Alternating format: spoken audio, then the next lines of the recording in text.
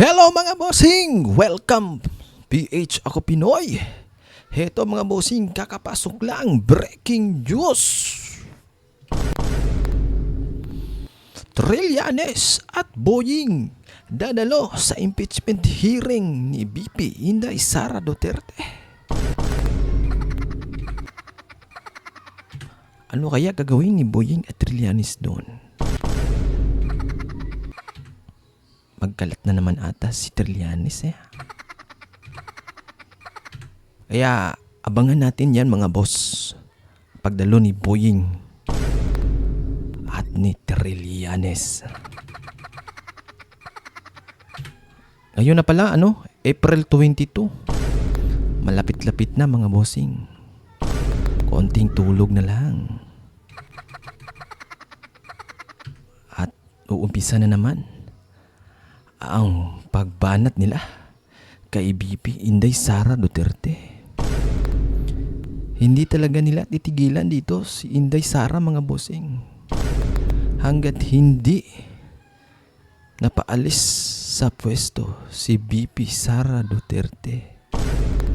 At hindi rin sila papayag ata na maging Pangulo sa 2028 si BP Inday Sara Duterte. Kaya minamadali na nila mga boss ang pag-impeach kay BP Sara Duterte. Kaya ngayon sa paglabas ni Madriaga, sinuplak ito ni Senator Marcoleta mga bossing. Kaya eto, panoorin at reaksyonan natin ang ating bossing idol Mr. Banat Bay. Lakpakan muna natin si Banat Bay mga bossing. Ayan, panoorin natin ang ating idol Boss Banat Bay. Kasi isa pang katawa-tawa ay yung kay ito. Anyway, Sen, ito mukhang puro daw po talagang pasulong. Ito pong pagharap ni Ramil Madriaga. Sino Yan po yun? sa Kamara de Representante. Nabalitaan ko nga.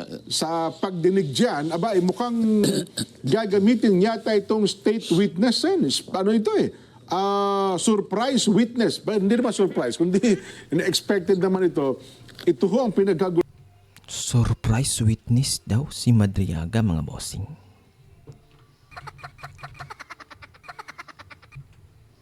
ng Kamara de Representante. Pinagkaguluhan. Pinagkaguluhan po, Sen. Bakit? Mukhang... Kasi ako, sa totoo lang, Opo. wala pa akong nakita kahit anong klaseng episode ng kanilang Nababalitaan ko lang. Ganun ba? Hindi ko na Hindi papanood. napapanood, yun nga po. Ano yung salita mo kanina? Na surprise witness daw po.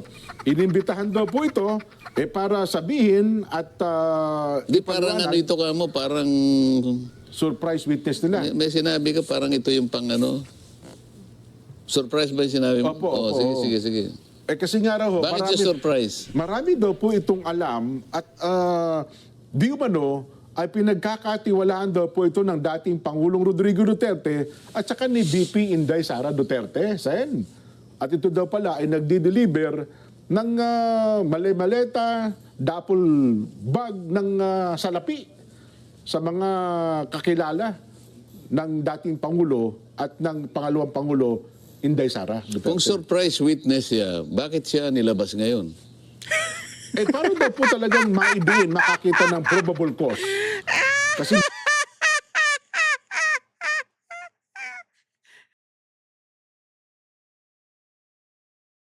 Grabe tawa ni mga boss. Banat Bay.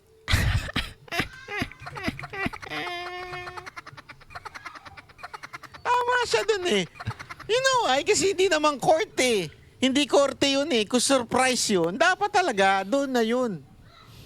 Alam mo, kung maalala ninyo, di ba, si Attorney Baligod, tinatanong namin na ilabas siya ng lahat. Anong sabi niya? Hindi pwede. Kasi pag inilabas ko na namin ngayon at umabot kami sa korte, mapapagandaan na nila yung sagot nila. Pero kung sasabihin namin to sa korte, sabihin, tatawagin nilang surprise, matataranta ngayon yung mga involved. Hindi sila makakasagot kasi hindi nila napaghandaan. Importante yon. So therefore, if that is important in a court of law, dapat important yun na ilabas si Madriaga sa Senado na. So what's the purpose?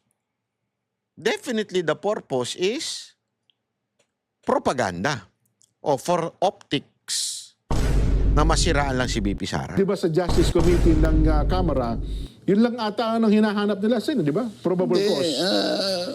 Alam ko kasi by stages yan, di ba? Opo. Kinakailangan makapasa ka doon sa sufficient inform. Una po Sufficiency yan. inform. Opo, oo. Tatlo yan Sufficiency inform, Substance. sufficiency in substance, Yes po. at saka the complaint alleges sufficient grounds, parang ganyan. Okay, oo. Kaya kailangan merong determination of whether or not the complaint alleges sufficient grounds. Opo. So nag-declare, di ba, sabi niya, ang pagkakaalam ko, nag-declare ng sufficiency of grounds Yes po. O di sapat na yon. Bakit nagkakaroon ng hearing? Yun ang aking tinatanong sa'yo. Hindi, sabi daw kasi mukhang nire-required na rin po ata na magkaroon ng, dati tawag nila mini trial para, kumbaga sa fiscal daw po, pagkariwang kaso, magkaroon daw po ng basihan para maiakyat sa korte yung kasong kinakaharap ng isang tao. Hindi, mali yun. Ganun ho ba? Kasi nga, yung impeachment kasi, Opo. kung ikukumpara mo sa pangkaraniwang kasong kriminal, Yan, opo, oo. ito kasi hindi naman kriminal, hindi civil Hindi It's po. more on political Ipaghalimbawa mo, kaya nga merong ang tinatawag nating maghahabla sa kanya, House of Representatives Opo. Kaya nga sa setup natin, magsisimula yung impeachment sa House. Yes po, sa Kamara, oo. At pagkatapos na establish nila yung kanilang course of action, kung tutuusin mo sa regular course of action Opo. Sa House naman, articles of impeachment. Sa mga tid, kung ilang pananagutan ang gusto nilang gawing para ihabla siya. Halimbawa, 10 articles. Prosecutorial ito Opo. Kaya ang tawag doon sa mga maghahabla, prosecution. Yes po. Kaya sa tuntunin ng House, meron silang i-elect na 11 prosecutors. 11 prosecutors, yes. Sa mga tweet, ang nature ng impeachment proceeding sa House, inquisitorial lang siya, parang preliminary investigation. Opo. Kapag ka pumunta ka sa piskalya, hindi nagtatrial doon Ganun ho ba? Sapat na sa piskal yung madistinggin niya, kasi noon, lalo na noon Opo, oo. ang quantum of evidence noon ay probable cause lang. cause. Opo, oo. So masyado siyang mababaw na basta naisip lang ng piskal na May batayan ito. Okay ito. mukhang dapat ko talagang ihabla to. Isampa na sa korte So yan. pag nagsampa siya sa korte, aarestuin na siya. Opo. Probable cause. Pero ngayon kasi, binago na yun Okay. Ang quantum of evidence ay yung tinatawag nilang prima facie. Prima facie, opo. With sufficient certainty of conviction. Ganun Yes po. Kaya ngayon, pag sinabi mong prima facie, almost almost sigurado na may kalalagyan to. Yung inireklamo, tama kayo. Opo. Oo. Ngayon, kung surprise witness, si Madriaga, ba't nilabas nila? Kasi itong mga sinasabi nila ngayon, ang talagang trial sa Senate Ngayon lang nakikita ko na yung halimbawa, pag nakita ko yung testimony niya, di napaghandaan ko na siya, ito'y tatanungin ko siya ng Yun ganito. na nga po, oo. Tatanungin ko ganito. Oo. Paano kung lahat ng tinanong ko bumagsak siya? Di wala. Oo. Kaya nga yung piskal, Ngayon nga, madali na siyang tanungin Kasi remember, under oath na siya sa Kamara. So, tatanungin na siya ngayon nung mga kapalpakan niya doon. Nakapaghanda tuloy lalo sila BP Sara Duterte. So, yan yung sinasabing pag ikaw talaga hindi abogado, huwag ka nang magmagaling. Nagmagaling to mga congressman natin Kaya pulpul talaga pulpul talaga mga animal eh. Nagmagaling eh. Mga hindot eh. Yan ang problema eh. Pag nagmamagaling, nadadali. Di ba? Oh. Sasabihin niya lang, ikaw ba si Madriaga? Opo. Tetestingin niya lang eh. Oho. Kuminsan ang daming nahuhuli sa piskalya pa lang Fiskal, oo. Kasi nung nagtatrial pa ako sa bandang Laguna, Opo. may nauna eh. Pero kasi maliit lang yung opisina, ito muna yung nauna. Attorney Nelson Lubao. Yan. Asan ang ano mo? Sir, wali ka. Asan yung akusado? Asan yung complainant? Ito. Complainant, halika. Sabi ng piskal, Opo. Ito ba ang iyong salaysay? Oho. Ito yung complaint mo? Opo. Nako. Oh. Di ba puro kasinungalingan ito? Di ba tinuruan ka lang? Ganun sabi ng piskal, Kasi po, ang abogado po patay na siya. Ganun lang naman ang ano eh. So pag na-establish niya, kahit na tinakot niya, Oho. pero mo ba ito? Opo. Kahit anong gawin niya. Sige, okay.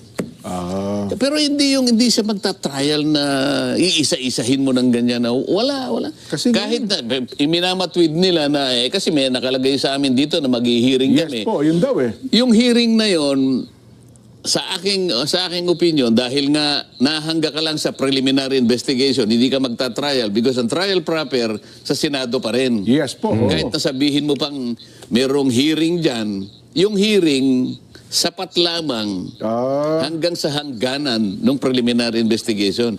Hindi siya trial para ma-examine mo yung merits nung daladala niyang ano eh. Siguro ang sinabi niya halimbawa, Kanyang affidavit, ano? ikaw ba si Madriaga? Ito ba ito yung ganito? Ganito ba ito? Pirma mo ba ito? Ito bang taong binanggit mo rito, buhay? Ito bang ganito? Hanggang ganun lang.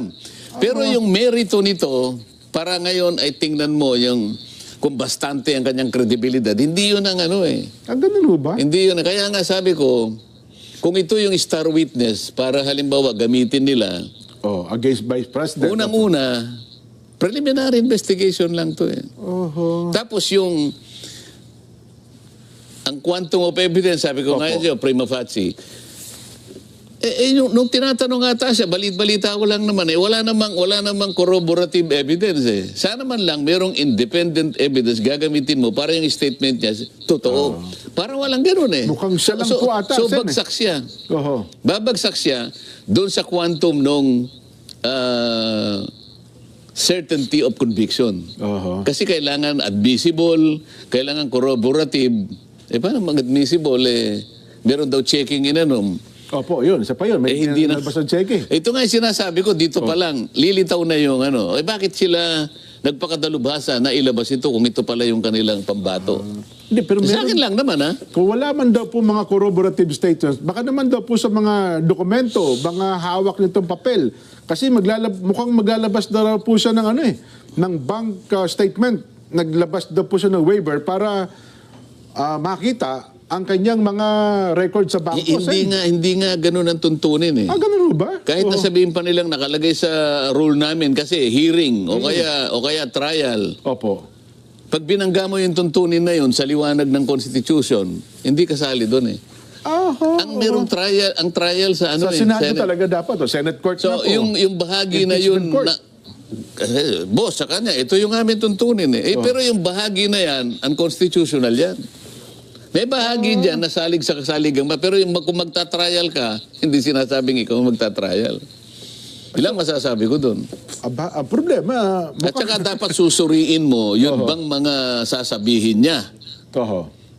Yun ba ay patungkol doon sa mga naka-identify yung mga yung culpable violation of the Constitution? Yes po, oo. Kasi baka naman hindi babagsak doon. So dapat piliin mo lang alin doon sa pinagsasabi mo ang pwedeng mag-qualify na impeachable offense. Hindi lahat naman ng offense kasi impeachable eh. Identified lahat yun, di ba?